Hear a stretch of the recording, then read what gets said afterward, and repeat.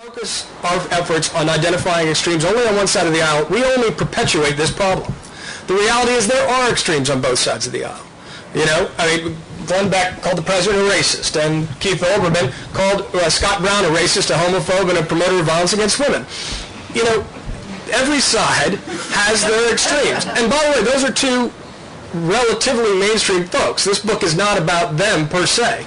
They are powerful, they're influential, and they're talented broadcasters. But we need to recognize if we are going to stop this cycle before it gets out of control, the only way to do it, the only way to recenter our politics is to be the honest brokers in politics again and not get caught up in the hyper-partisanship. That means calling out the extremes on both sides. Spoken as the true independent. Name one We're going to go on. Well, here, can you name one Democrat who's a wingnut? There's a challenge. I want you to buy the book. It's all gentleman over here with the question. Wait for the microphone, sir. If you can. Thank you. Mr. Avlon, why wouldn't you call members of the Tea Party movement wingnuts? No. He didn't. He said the Tea Party. I did not. Was not a wingnut movement. Yes. And some people are very disappointed by my reluctance to call the Tea Party not a wingnut movement. I don't believe they are. I think it's very important, and I try very hard to humanize folks in the book. I think that is part of the way we break the cycle. You need to understand the view from inside the movements. I believe the Tea Party movement, if you look at when it started a year ago, it began as a principled fiscal conservative protest against unprecedented bailouts, budget deficit spending. And in that is a reasonable, responsible tradition. It's hard to get people fired up about fiscal issues, but they're really important. So to that extent, I think those folks deserve our thanks. It's when they start indulging in, I have a whole section in the book called How Obama Became Hitler, a Communist, and the Antichrist. It's a remarkable thing. It's a dangerous thing. When folks start indulging in that form of Obama derangement syndrome, they need to be denounced. The problem I see is there are not enough folks in the Republican Party who are standing up and denouncing that kind of extremism. And I keep waiting for it. Let me dig a little deeper here. You said that the Tea Party movement is not a wingnut movement, but are there elements of wingnutism inside the Tea Party movement? I think along with the principled fiscal conservative protest, there is Obama derangement syndrome, which has been baked in the cake. It is infused it. That does not mean it characterizes all of it, and I think it's very important. If we're going to get back on the same page, wingnuts assault the idea, the very American idea that what unites us is greater than what divides us. And while I think it's enormously important that we punch back at the extremes because they've had disproportionate influence on our politics and they've hijacked our debate, we do need to also then follow through and focus on what unites us.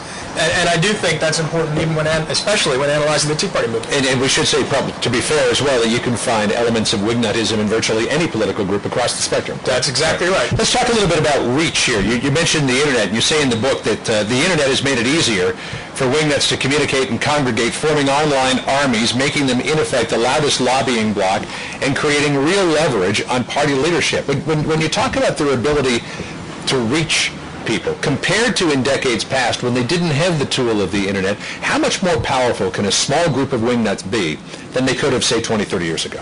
A lot more. I mean, in the past, folks would be relatively isolated by the absurdity, let's say, of their views in some cases. And now you can find like-minded folks across the nation instantaneously. That is a totally different dynamic. Geography is no longer a barrier. And so you do have the ability for folks who might have been isolated in the past to all of a sudden congregate across state lines and form online armies. And the problem is as our politics have been pushed more to the extremes, they have more and more leverage. We've got a dynamic right now in this country where all of a sudden we've got talk radio hosts giving talking points to political leaders rather than vice versa. That's a totally new thing. We've got political leaders afraid to stand up to the extremes in their own party because they're afraid they're going to lose a close partisan primary. And the Internet has been critical in really all of a sudden galvanizing the support, increasing their influence and their volume. It's the loudest lobbying bloc. That's the thing. We're talking about a comparatively small number of folks who are hijacking the political debate.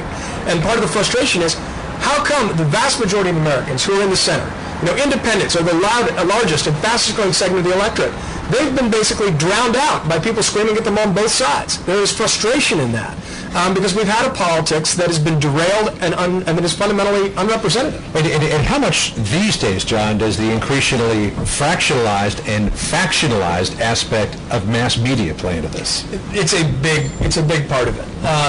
And again, we've had the fragmentation of media. So in this dynamic, The smart play, if you want to get high ratings, is to appeal to a narrow but intense audience segment, right?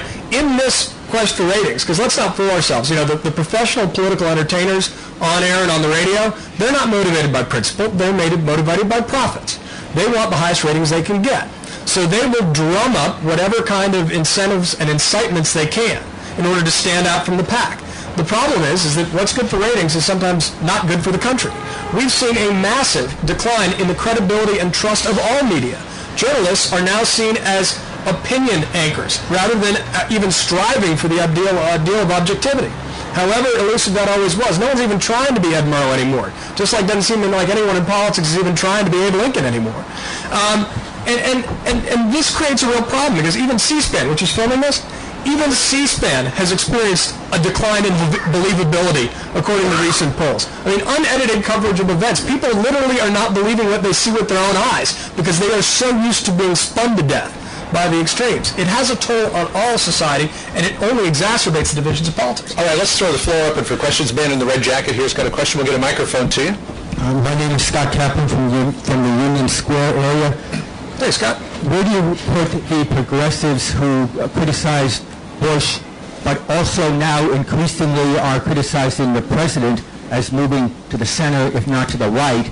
And is it really fair to demonize progressives who called for the impeachment of Bush on substantive grounds without name-calling? And now, I appreciate the question. To those viewers watching this in the heartland of America, we are in my hometown of Manhattan, and I love it. But it's important to appreciate that the dynamic that you're describing, which is far left liberals, progressives, which I think is a different historical term, so I'm not going to use progressive, but liberals who believe that they're criticizing President Obama on the left, right? While the far right is convinced that President Obama is a secret socialist, the far left in this country thinks he's a corporate sellout. Just a little reality check for everybody to really get your heads into how screwed up our current political debate is in this country. There are folks on the left who believe that they hated President Bush on principle, and now they think President Obama is a sellout, and among the netroots, the extremes are emboldened, and the center is under attack. Even in the Democratic Party, this dynamic is going on. It's the same dynamic that we see in the Republican Party. Conservatives who say, well, we hated Bush because of his spending, but now we really hate the communist who's in the White House, right? It's the same dynamic. And again, what Benjamin Franklin said, we must all doubt a little bit in our own infallibility. We must try to make an extra effort to see a little bit of perspective on our politics. And what you're describing is, I would believe, is the mirror image of a lot of the folks of the conservative populists in the Tea Party movement. How difficult is it, John, to live in the middle these days? Well, it's a good place to be. A lot of company, we just don't know it. If you're in the Senate, you're used to liberals calling you conservative and conservatives calling you liberal. We've been force-fed an incredibly dumbed-down version of politics in this country for more than the last decade. A vision that divides this country into red versus blue states, and the far left versus far right. And the reality is that's a lie. We look at any map of the country in any election that shows actually how people vote by proportion. It reflects what you'd expect. It reflects what we saw with Scott Brown's election in Massachusetts, which is the supposedly stereotypically liberal state of Massachusetts is in fact 51% independent. It's one of 10 states where independents outnumber Democrats or Republicans right now. So we've been artificially divided and sort of forced into this bitter and predictable partisanship. And more people are rebelling against it. That's why independents are, again, the largest and fastest growing segment. So what I think we need to realize is that there are more of us than there are of them. So why don't we hear more from independents? I think we have gotten civically lazy. I think, it's analogous to what happened when Margaret Chase Smith, who was the first female senator ever elected to the Senate. She was a Republican from Maine, elected in the 1950s. And she was the first person in the Senate, in the Republican Party, to stand up and denounce Joe McCarthy, Republican in her own party. And she did it alone. She did it in a speech called the Declaration of Conscience. And she said it's time that the vast majority from the center stand up to the violence of the extreme right and the extreme left, and we straighten our civic backbone and shed our intimidated silence and declare our conscience. And that's the moment where we're at today. Those of us in the center, those of us who want to put patriotism ahead of partisanship, need to stand up and straighten our civic backbone and shed our intimidated silence and take the power back from the extremes because they've hijacked it. Now, I don't mean to put you on the spot here because there are some statistics that are in the book, but